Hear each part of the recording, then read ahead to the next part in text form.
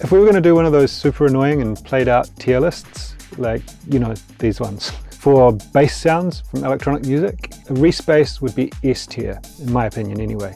No doubt, no questions asked, it's godlike. To validate that, I mean, just look at the fact that it basically defined the genre of jungle and drum and bass for many years. So I thought, you know what, let's have a deep dive into Reese basses, how they're made, how they're utilized in different genres, how they're different, how they're the same, and how can you use them in your music. If you like the track that's playing in the background, it's a new one of mine on Deep Palmer, out now. There's a link in the description to Beatport, Spotify, all that good stuff. Go support it, go check it out. If you want to grab the project files from this video, there's a link in the description to Patreon. It's one of the best ways that you can support the channel and make sure I keep bringing you these videos every week.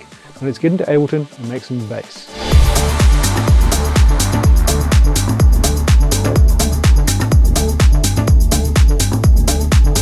Alright guys, so here we are inside Ableton, and this is a little project that I've put together to demonstrate some different types of Reese basses and how we're going to make them. So a little history lesson, the Reese bass is named after a track by Kevin Saunderson called Want Another Chance, which he did under his Reese alias. Came out in 1998 on Incognito Records from Detroit. So it was like a kind of deep, dubby, ambient kind of house track. Let's take a little listen to it here.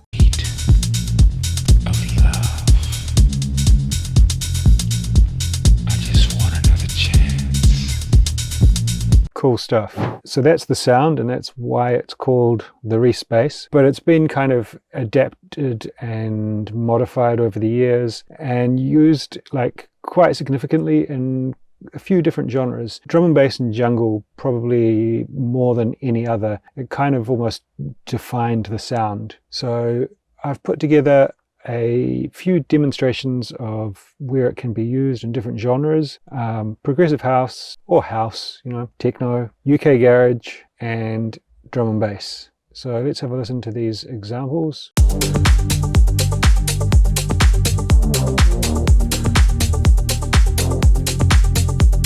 UK garage.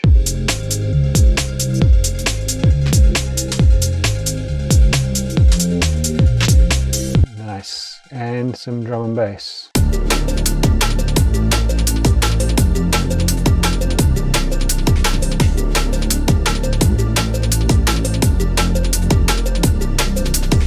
Nice, love that. So what we're going to do is go and have a quick look at these, and I'll show you how I recreate these different styles of Reese basses. Basically what a Reese bass is originally is detuned saw waves playing a sustained bass pattern. So I've got this bass pattern here, this is the sound.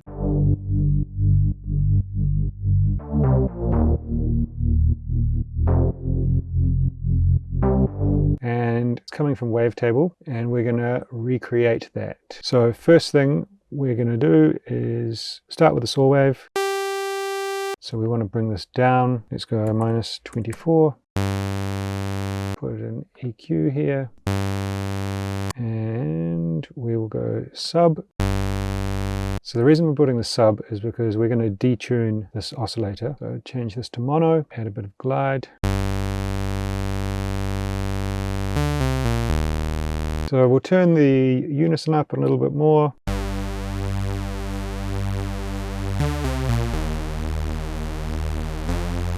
The reason we want this sub is because, take it off.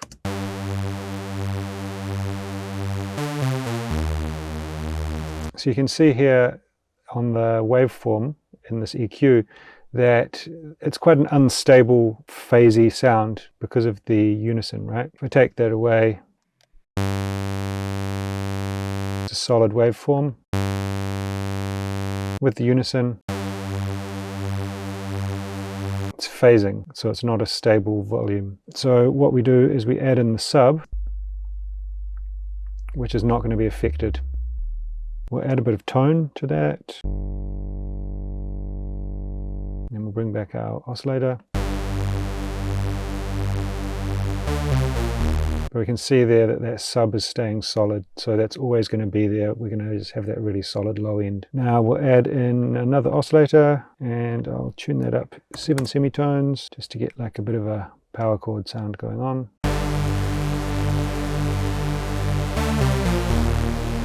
Now it sounds really nice and thick. Bring this glide back a little bit.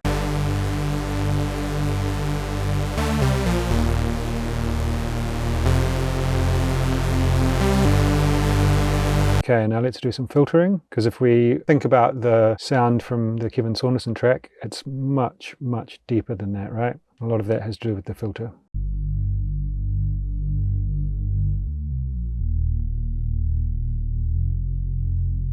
Very close. So we'll add in a bit of envelope, go to the filter, a little bit of envelope too.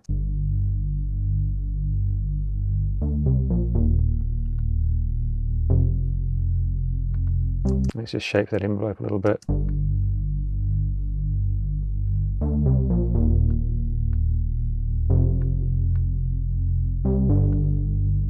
We're getting pretty close. Bit of resonance to accentuate the cutoff point, the filter.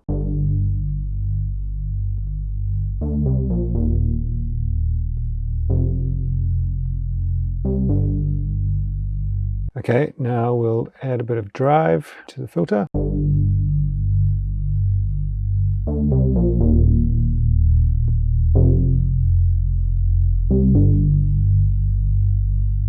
Nice, that's sounding good to me. All right, now let's go to the one before and copy over this processing.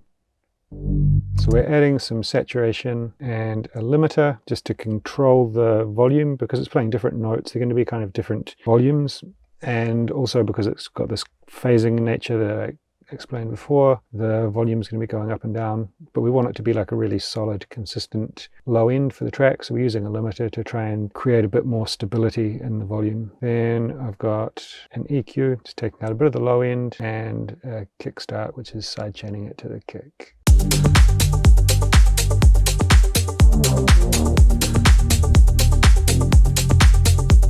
Let's get a bit more.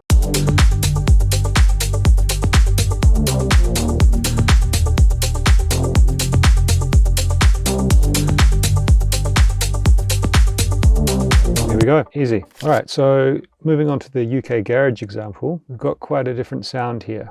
All right, so let's copy down the MIDI. This is the MIDI pattern here. And this one's, instead of using sawtooth waves, which a traditional Reese uses, this one is using sine waves. So we've got our sine wave here. We've got our second sine wave here. This one, I'm going to pitch it up 12 semitones. We want to bring this down nice and deep. We'll add in a bit of sub. This time we'll pull it down a little bit because we're using sine waves, so they're going to be more subby, a little bit of tone. So we're already pretty close, right? Let's turn on the FM. We'll tune this to 50% amount.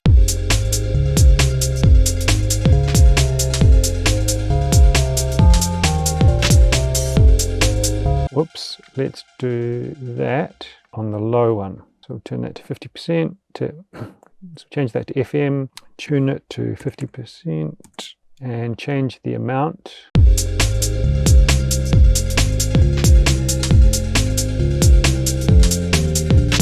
Nice. Let's bring the filter frequency down. Actually, we'll leave the filter frequency as is. What we're going to do is use LFO1, and we're going to set that to the amount of FM.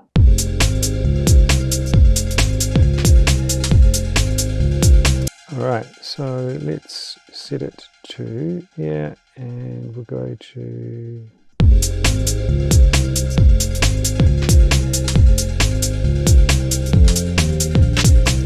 right, so I've just changed the rate because if we look at the MIDI, we're playing like one beat notes, right? So if I set that to half a bar, then it's going to be getting some movement, but not like really crazy.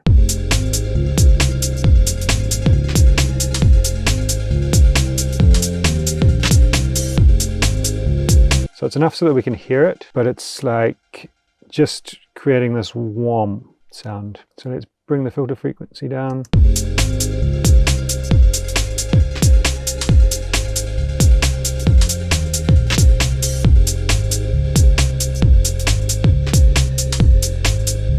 Okay, and what we're going to do is use the LFO to influence the filter frequency just slightly.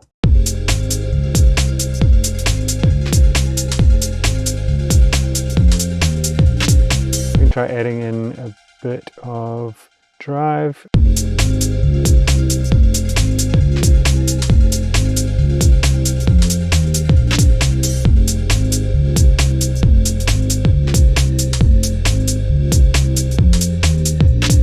Nice. Let's copy over the processing. So processing wise, just pumping up a little bit of EQ here to accentuate some of these mid-range frequencies. If I hit this, we can hear what that's doing.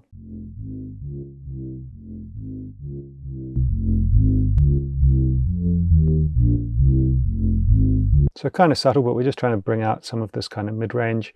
Makes it feel a bit more gritty, because fundamentally sine waves are very subby and they don't contain a lot of frequencies. So we're kind of using the combination of the FM and the filter resonance and drive to add some more harmonics into the sine waves. Because we're playing like a breakbeat pattern on the kick, I'm using a sidechain compressor to the kick. Right, so that's the kick pattern, because if we have a LFO tool doing every downbeat from a 4/4 pattern, it's going to sound a bit weird, because there's not a kick playing every downbeat. But that's a really cool sound, really iconic garage sound. And I've forgotten one key component.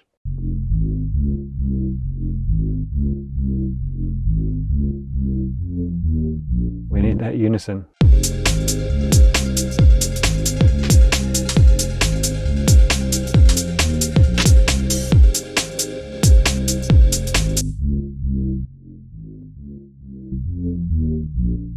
Very nice. Now the drum and bass. So the drum and bass version is going to be a bit more gritty, a bit more aggressive.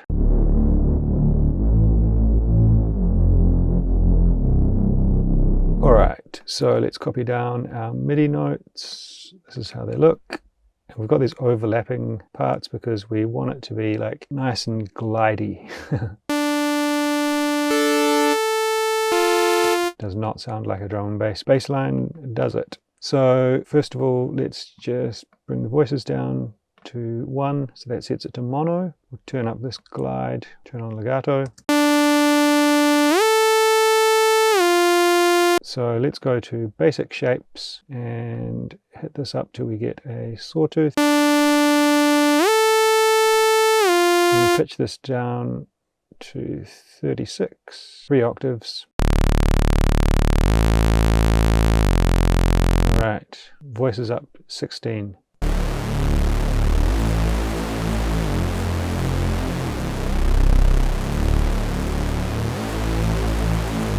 Already sounds super nice and aggressive. Okay, this one we're gonna do the same basic shapes, sawtooth again, and we're gonna pitch it down to 24. So basically it's just an octave up from the other one. We will also increase the voices to full 16.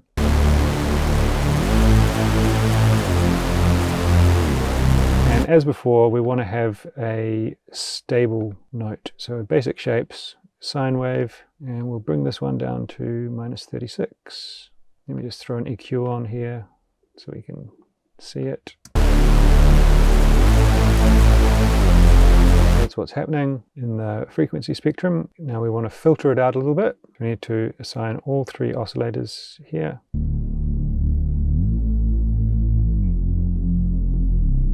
Now I'm going to change this filter type to ladder. That's the same filter as on a Mini Moog, and it's just going to give it a bit more of a kind of emphasis. So go back to the analog.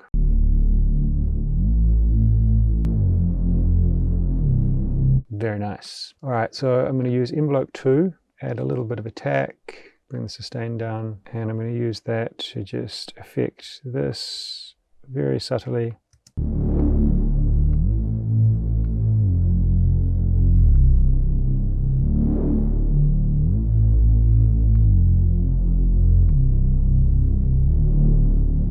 So because we've got it on legato, it's only happening on that first note, and it's just to add a little bit of interest. We could turn off legato and then it's going to happen at the start of each note.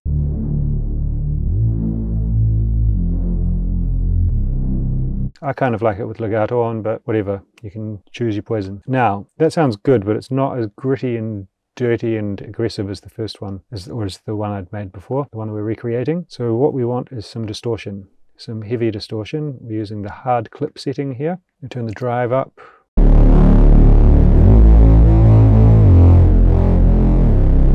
So that's great. It's adding all those aggressive harmonics that we want.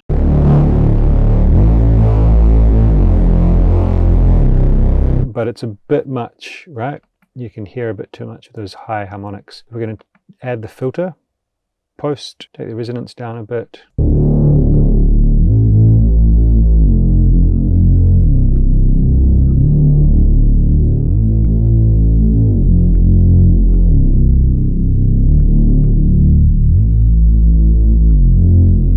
Let's have a listen to the other one.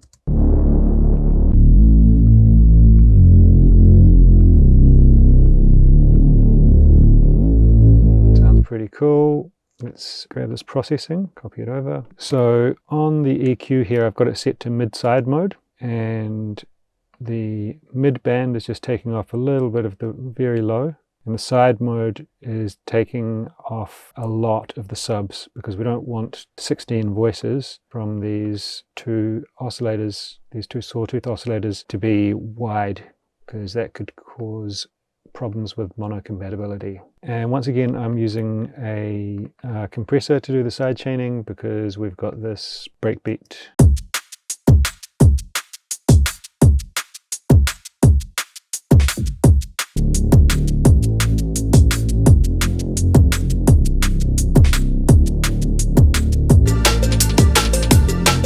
I think I might have the volume a bit high. Let me just turn that down.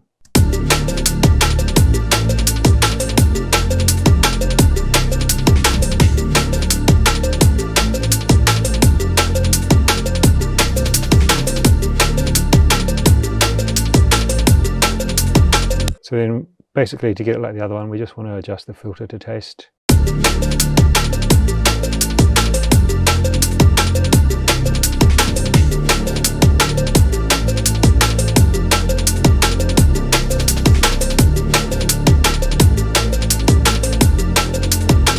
You could obviously automate that.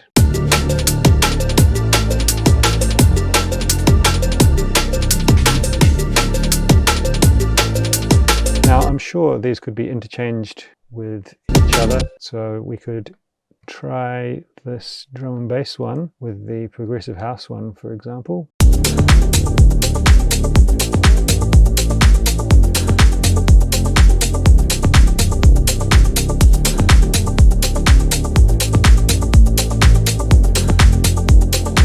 Nice. So that is 3 different styles of Reese basses. As always, if you want to grab this project files, it's available on Patreon. There's a link in the description where you can download that. There's like literally hundreds of project files over there you can get stuck in. Go and have a look in a little bit more detail at how I've done these things. So make sure you go over there and check it out. If you're looking for more info on basslines for underground house and techno, then check out this video. I think it's going to be right up your alley. That's it from me today. We'll catch you next time. Peace.